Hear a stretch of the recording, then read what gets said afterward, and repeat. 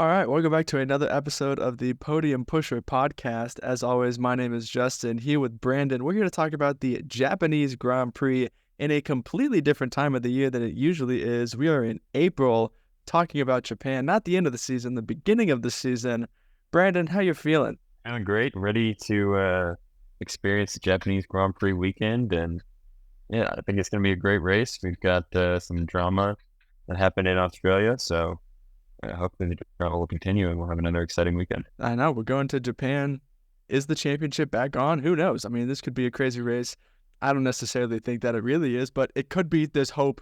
I'm pumped. Yeah, it's going to be an awesome weekend. Yeah, it's interesting. I guess we'll talk about it more later, but I've already got some things that I'm excited to watch out for and see what happens. So. I don't know. I feel like the season started, maybe before it started, preseason testing was happening. We had already kind of written off this season as a bit of a boring year, but we're 3 races in, and there is hope. So we're here. We're here for it. We're living for the hope that we have. Let's see what kind of hope we have for pole position as we go into this weekend. Who do you think will be on pole position for the Japanese Grand Prix? So my prediction for pole position is going to be a huge surprise. That's Max Verstappen. Last year, he was on pole. He got pole position by half a second, like almost 6/10 last year. So I think, Max had a DNF last weekend, so I think he's coming back. He's going to storm through qualifying and take another pole. My official time prediction is 1:28.250. He was a 1:28.877 last year, so we'll see if I can get close to that. I've also predicted Max Verstappen to get pole position at the Japanese Grand Prix. For us saying that there's hope that things could be different, we're right back to picking Max Verstappen in pole position, but I can't in good conscience pick someone else because in all likelihood it's going to be him again. I've predicted that he'll break into the 1:27s. He broke into the next second of time in Australia last weekend. I don't remember exactly what it was, but we had predicted, and then he went and beat it by like 3/10. So I'm going to back Max Verstappen and say he's going to break into the 1:27s. I could see a situation where maybe a Ferrari is close, challenges him a little bit, but it's got to be Max Verstappen coming off that DNF. We might be in for a crazy dominant weekend, and if it starts on Saturday, pole position for Max Verstappen would not be surprising to me. Yeah, I think we've referred to it in the past as the Max Verstappen Revenge Tour. If you remember last year's Japanese Grand Prix, it came directly following the Singapore Grand Prix, which is the only race that Red Bull didn't win last year. Max finished like P7 in that race, and then he won last year's Japanese Grand Prix by like 20 seconds. So I think we're going to see something similar here, and I think you're right. I think he's going to start on Saturday with a massive pole position. Yeah, he actually won by like 19.8 seconds because I predicted that he would win by 20 seconds, and you didn't give me that point. So I didn't make any time predictions this year. I thought about it, but then was scarred by what happened last year. So I've decided not to go in that route. Let's talk about our podium predictions. Who do you have finishing in third place for the Japanese Grand Prix? Third place, I've got Carlos Sainz. I think Carlos obviously won last weekend. I think he's going to follow that up with a strong performance, finish in P3 on the podium for his third podium of the season. But yeah, I don't know that he's going to be on it enough to challenge the Red Bulls. Red Bull has been pretty dominant at Japan and Japan at Suzuka for the last few years. So I'm thinking that Carlos is going to finish on the podium in third place. I also have Carlos Sainz finishing in third place. Don't worry, we will disagree about some things in this podcast eventually, but it is not yet. I think Carlos Sainz, great run of form to start the year when he has actually been able to compete in the races. And so I think a third place is completely reasonable for Carlos Sainz. Been performing very, very well this year. So third place seems very reasonable for him. Second place, who you got? The second place, I am slotting Sergio Perez in there. I haven't predicted him a lot this season to do very well, but I think I'm really hoping for a Sergio bounce back weekend. I think he's going to do well. Last year in Japan, he didn't do so well. Finished like P5 or P6 in the race. But I'm hoping that Sergio can bounce back and kind of turn his mistake on Saturday to like ruining his Sunday streak. Normally that's something that kind of starts and then goes on for several races, but I'm hoping we can stop it this weekend at one race, just P2 on the podium. So another Red Bull 1-2. I can't get behind that, unfortunately. I've gone for Charles Leclerc in second place. I think he'll beat Carlos Sainz this weekend. I don't know if it'll be a definitive, absolute whooping of him that we've maybe been accustomed to in seasons past, and saying that Charles Leclerc is the clear number one driver. But I think he's due for a good performance against Carlos Sainz. He's performed well at Singapore in the past. We're not racing at Singapore, we're racing in Japan. So he's performed well at Suzuka in the past. Got Singapore on the mind talking about it. But no, he's performed well at Suzuka in the past. I think Charles Leclerc will finish P2. I could see it being a bit of a no man's land race for Charles Leclerc. He's a little bit ahead of everyone else, but Max Verstappen, who I think will finish first, we can just go ahead and put that out there, will be a little bit out ahead. So I think second place will be Charles Leclerc. As I said, I predicted Max Verstappen to finish P1. I don't think that's really a surprise to anybody. I think this will probably be a very dominant victory from Max Verstappen this weekend. I think the Max Verstappen Revenge Tour will be taking its second stop in Japan, and we're going to all witness it again. I think, just seeing him get out of the car in Australia last weekend and how upset he was when he had that DNF. Yeah, I think he's going to come this weekend and not let anybody even come close to snatching that victory from him. So I think Max Verstappen P1 is a very safe prediction, but probably a very realistic one. Well, no shocker here, but I also am predicting Max to finish first. Yeah, I think I agree with everything you said. Max was really upset last weekend, rightfully so. He hadn't had any reliability issues in literally 2 years, and then they have a reliability issue. He can't finish the race. Obviously, he's pretty upset. So, I think Max is going to just be locked in, dialed in the whole weekend, and he's going to take the race pretty easily, in my opinion. So we'll see what happens with P2, but I think we both have solid predictions. So. Very solid predictions indeed. As we've said many times in this podcast, we're racing in Japan, which happens to be Yuki Tsunoda's home race. As we've said many times, it's really awesome to get to see a driver racing at their home Grand Prix. But I think Japan is always special. The crowd in Japan, they're crazy when Formula One comes to town. Everyone is just so happy to be there. They've got the wildest hats that they're wearing. They've got costumes that they've designed themselves for the past 8 months that they're wearing in that crowd. They've got gifts for drivers. It's crazy. But Yuki Tsunoda has been quietly having a very good start to the season. Picked up an incredible haul of points last time out in Australia. Can he keep up that good run of form going into Japan? What do you think? I don't know. This is a tough one because Yuki, over the last few years, has been a rather inconsistent driver. But, we've talked about it. I think he's made significant improvements, especially from last year to this year, the start of the season. He's done a really great job, comprehensively beat Daniel so far this season. And we'll see how it goes. But, I think there is also a little bit of pressure with the home race, and especially Japan being a country and a people that loves Formula One and racing so much. Yuki might feel that pressure, and we'll see how it goes. But if I had to pick one, maybe this is one of his off weekends. We'll see what happens. But I know there's a lot of pressure. Yuki does have a lot of support from sponsors in Japan, so that could bring more pressure to him. We'll see what happens, but it'll be an interesting weekend to watch how Yuki does.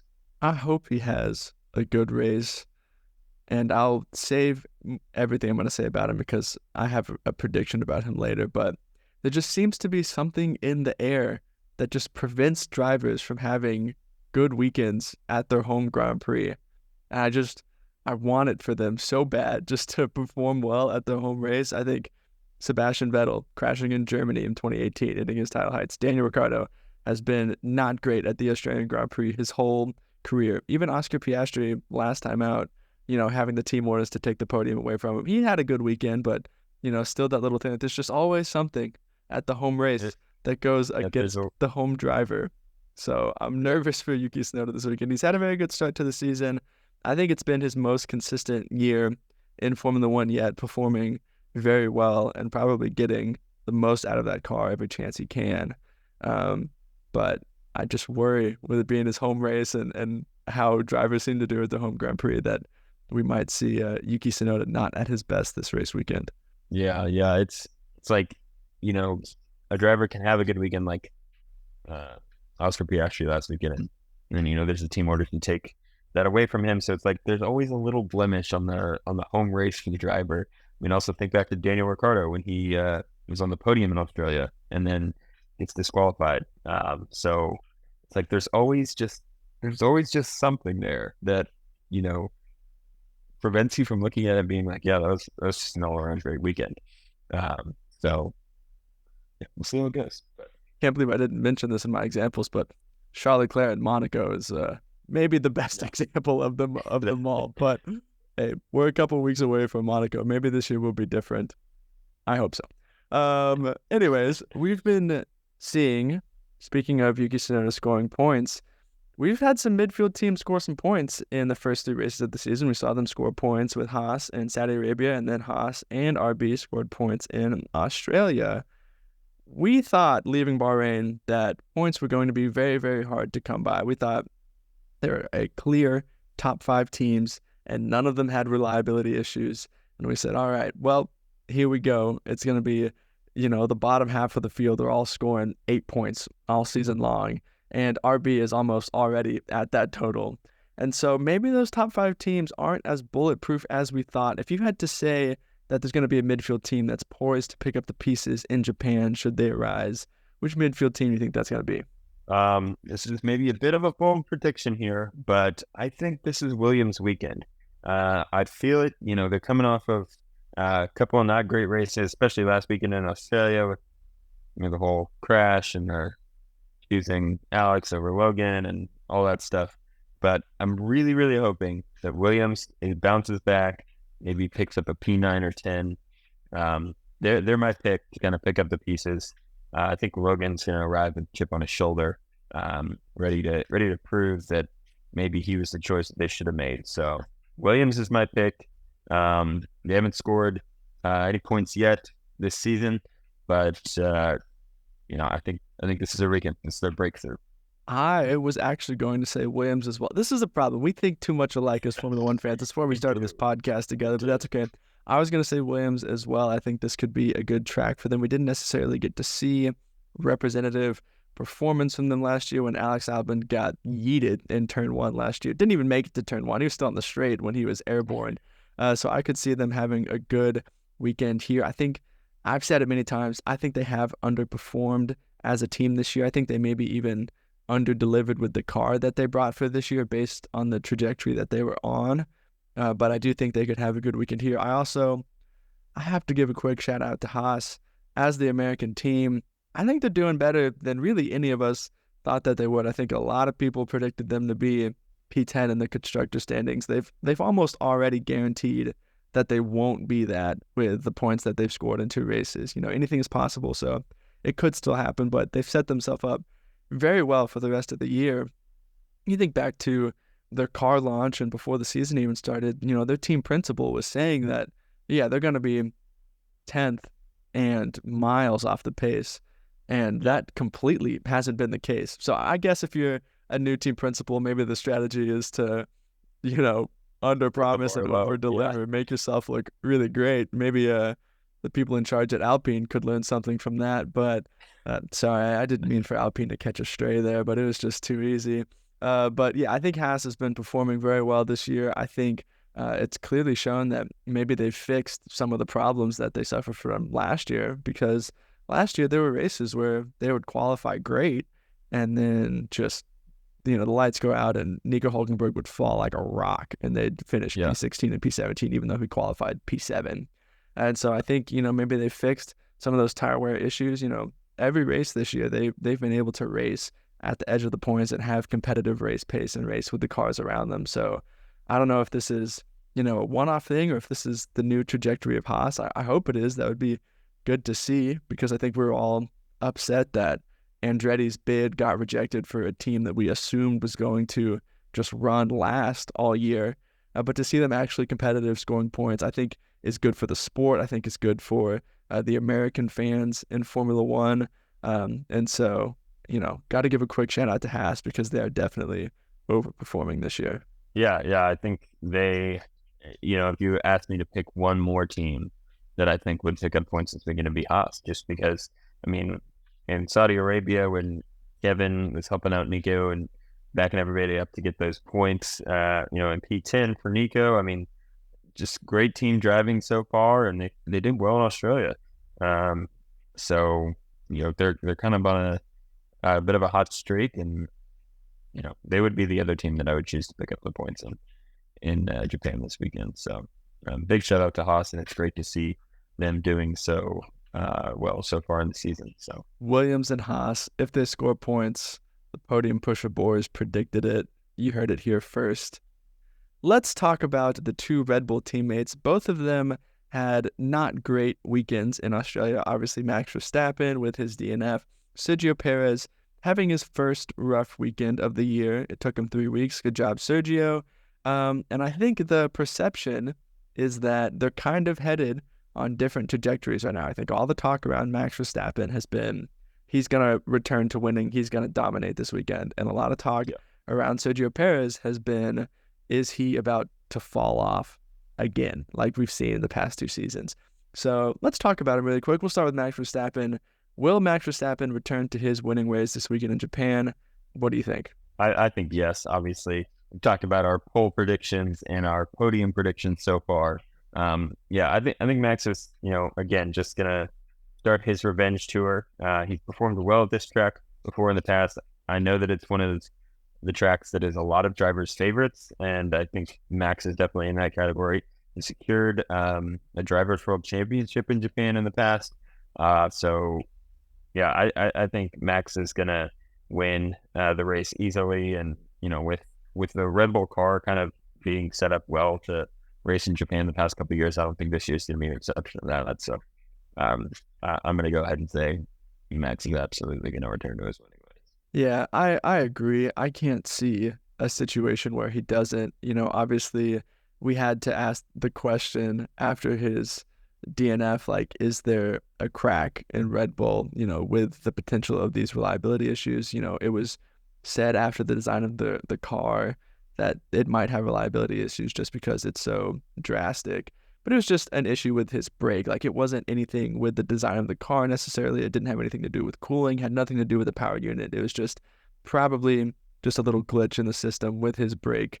I think it'll be back smooth sailing for Red Bull this weekend. I think there's no reason to believe that, we won't see a Max Verstappen dominant race weekend again, especially coming off the DNF. So, yeah, I would have to agree and say Max Verstappen is for sure going to return to his winning ways this weekend. Sergio Perez, on the other hand, I'm not so sure about. Obviously, you predicted him P2. You're back in a Red Bull 1-2. I'm not so convinced. He did not have a good race weekend in Japan last year. Maybe one of his worst. He was just driving it into people. He retired, got a penalty, unretired, served the penalty, retired again. He retired twice in the same race last time we were here. I don't know how you can do that, but he found a way to do it. Had a tough weekend in Australia last time out, had the penalty in qualifying, and then he did have some floor damage, but we don't know how that affected his pace. We can just see the results and say that he didn't really have an effect on that race after Max Verstappen retired, when it is his sole job in that Red Bull to be there when Max Verstappen retires. And just the last couple of seasons, we've seen a pattern from Sergio Perez where he's had a rough weekend, he gets in his head. He has another rough weekend, he gets in his head, he has another rough weekend. So I think we're at a tipping point for Sergio Perez here, that this could be where he falls into one of those cycles again, or he finds a way to fend it off and has a good race weekend. How do you think he's going to do in Japan this year? Again, we already saw my podium predictions, but I think Sergio has matured a lot. I mean, the two P2 finishes he had at the beginning of the season spoke a lot to me, and I think that he's going to bounce back and find those ways to be successful in Japan. And we've talked about it, being in a different part of the year, not so rainy. I mean, I don't think Sergio has performed particularly well in wet weather over the course of his career. I mean, I can't think of a standout performance that he had during a wet weather race, but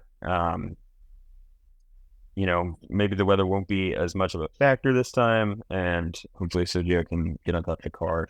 But we'll see what happens. I'm my initial reaction, and maybe this is just me being hopeful, but I think Sergio is going to do well this weekend. Pick up a P2. As long as he can keep it clean and have a good Saturday, there's no reason why he can't finish second in the race. Yeah, I agree. I think the first two races this year were solid performances from Sergio. I almost would rather him bring home a P3 or P4 and just have a safe weekend than for him to throw it all away early in the weekend trying to do too much, or throw it away in the race, setting it up the inside of someone that he shouldn't because he's out of position. And so, I wouldn't say that he necessarily has to have a P2 to have a successful weekend this weekend. I just think he needs to have a clean weekend, a good weekend, and one that just doesn't send him into this spiral. And so I'm not even holding him to the P2 standard to call this weekend a success for Sergio Perez, which I think is tough because he's clearly in the best car. He probably should finish P2 every weekend, but just the performances that we've seen from him in the past, I won't hold him to P2. I think a P3, a P4, a clean weekend to continue to set him up well for the rest of the season, I think would be a successful weekend in Japan from Sergio Perez. As long as it's safe, like it's a safe weekend, I think Sergio is good. Don't overdo it. Don't try to be a hero and win the race and anything like that, because I think that's kind of what he's tried to do in the past when he's gotten in his head and he just tries to do too much, and then it ends up not working out, and then that continues. So regardless of what happens, I think this is a pivotal weekend for Sergio's season, and it's important for him to keep it clean, keep it out of the gravel, keep it out of the wall, keep it out of the side pods of other people's cars. And so, it's an important weekend for him. So I'm excited to see what he's able to do. In the past, we've pretended like Red Bull aren't there for a fun weekend of Formula One, but this weekend, all eyes will be on the Red Bull teammates. Let's talk about our podium pusher predictions. Who do you think will have the best weekend this time out of Japan? I'm hopping on the Oscar Piastri train. Gosh, that was difficult for me to say. But yeah, Oscar had a great, talked about it a little bit earlier in the podcast. He had a great weekend in Australia, finished P4. He qualified P2 in Japan last year. Granted, he was like 5.5 tenths off of pole. But he qualified P2, beat Lando. Lando qualified P3 last year, and Oscar finished P3 on the podium last year in Japan. So I expect him to have another great weekend, kind of riding that solid performance he had at his home race in Australia. I expect Oscar to finish maybe P4 to P6 in the race. So he's gonna be my podium pusher of the weekend.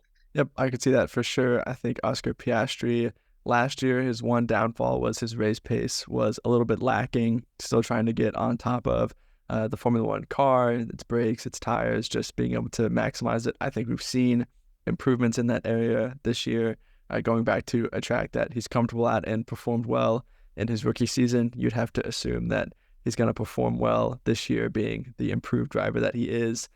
I've gone for Lewis Hamilton as my podium pusher of the weekend, which maybe is a little bit out of left field. He hasn't had the best start to the year, but I think he's due for a bounce back race. I don't really have any data to back this up.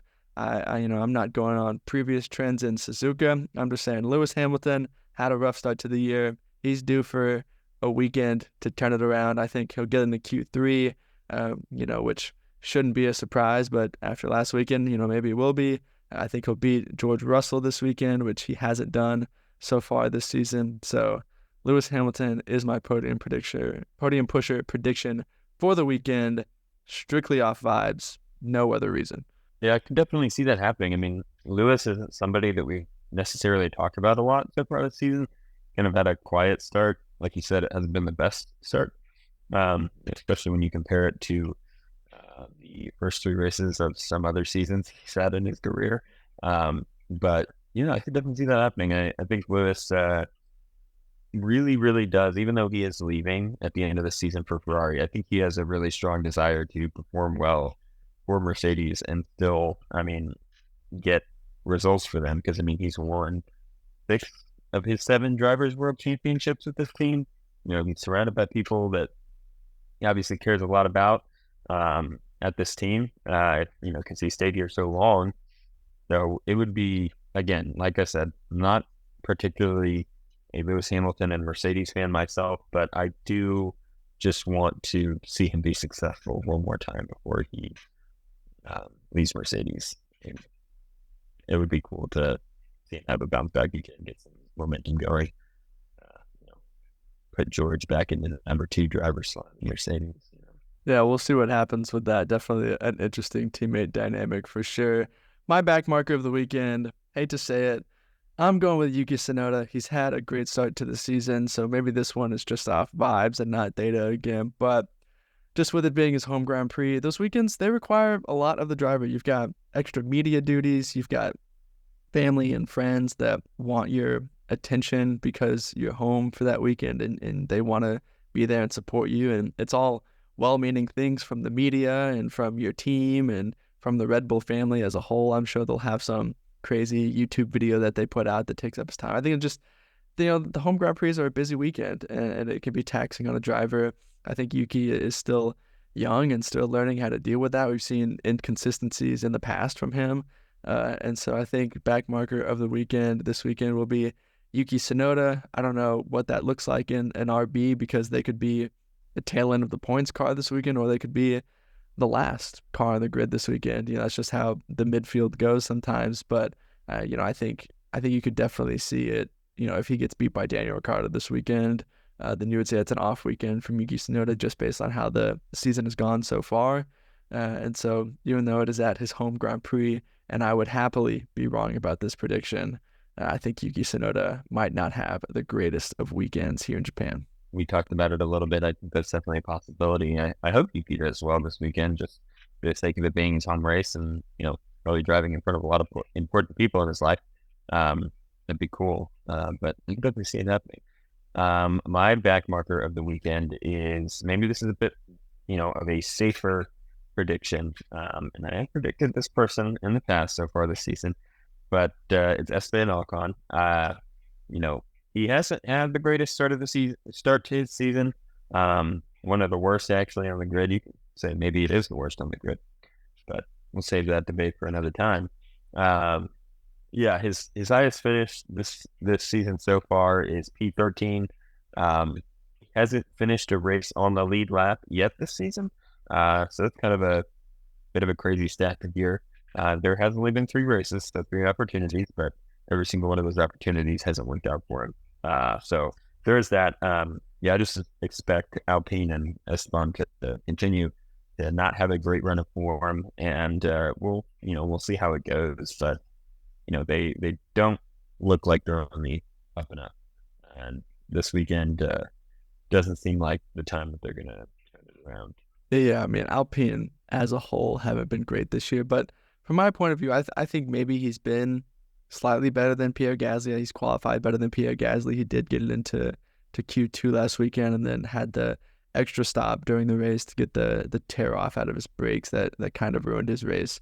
Not that Alpine were even within like 24 hours of being able to score a point on track that weekend.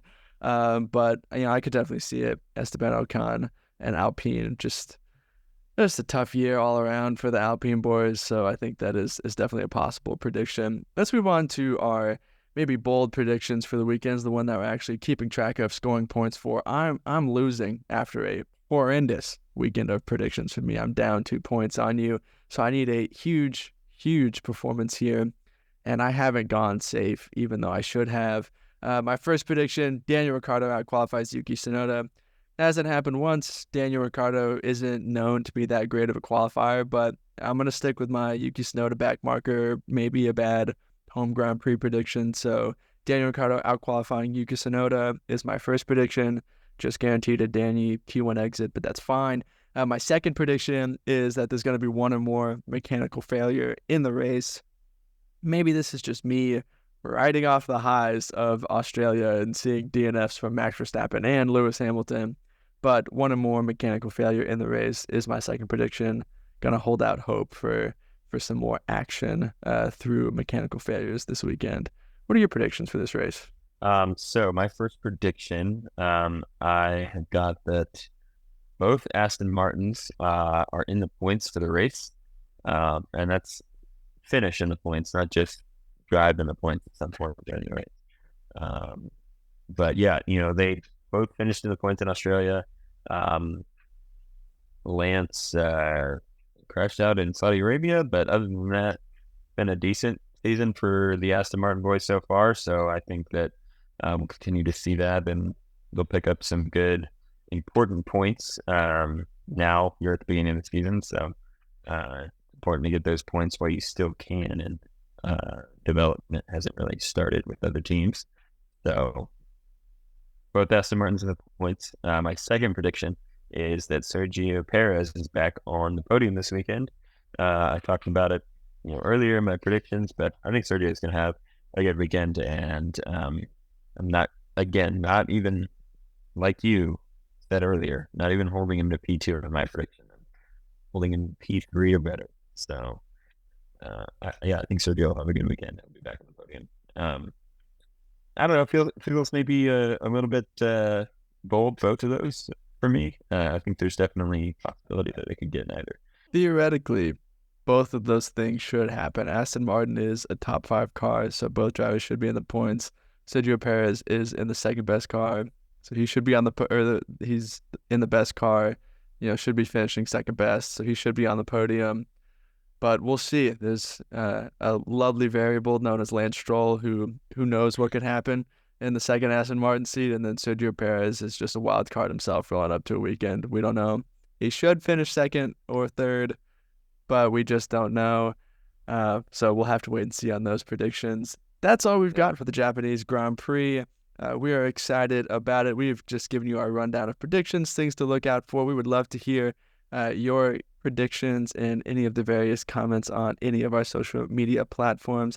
Brandon, what are your parting podium thoughts before we leave these lovely people? Parting podium thoughts. I'm excited for the Japanese Grand Prix weekend, and one thing I'm really hoping doesn't happen is that Lance Stroll crashes into Sergio Perez, taking them both out of the race, along with both of my predictions. It's a possibility. But anyway, we'll see. It'll be an exciting weekend nonetheless. Thank you guys so much for watching and listening to our podcast. We are really excited for the race weekend and all that's to come this season in Formula One. We've seen Lance Stroll and Sergio Perez come together in the past, but it's been more about around P17 and P18, not at the front of the field. So your predictions might already be out the window if they're clashing around that again. My parting podium thoughts is, in the off week, we got our tickets to go to the U.S. Grand Prix again. So that means, once again, for the next 8 months of content, we're going to be saying, can't wait to be in Austin. This race got us more excited to be in Austin. So if you've said, they haven't really talked about them going to the race again this year, don't worry. We're back. We waited a little bit to buy our tickets, but we have once again purchased tickets for the United States Grand Prix. We will be there in person seeing Formula One cars on track. So the Can't Wait for Austin tour is back on the Podium Pusher podcast. Can't wait for next weekend, or next podcast that you said is my podium thought. It's going to be great. Yeah, I've just given Brandon his banker podium thoughts for the rest of the season until we go to Austin. Then we'll have like 5 races afterwards that he'll have to scramble to come up with something again. But you're good for a while. Just start thinking of those podium thoughts now, and then we'll be good. That is all we've got for this episode. Thank you guys so much for listening. If you haven't already, like and subscribe if you're watching this video on YouTube. If you're listening on podcast, go ahead and follow us there too. YouTube, podcast, they're 2 different things. Make sure you're subscribed on both. You can find us on Instagram, TikTok, Twitter, YouTube, wherever you're listening to this podcast. We would love to hear from you as we just continue to make Formula One content for you guys all season long. If you made it to the end, thank you so much for listening. We're just so grateful that we get to do this. You are all simply lovely, and we'll see you in the next one. Peace. See ya.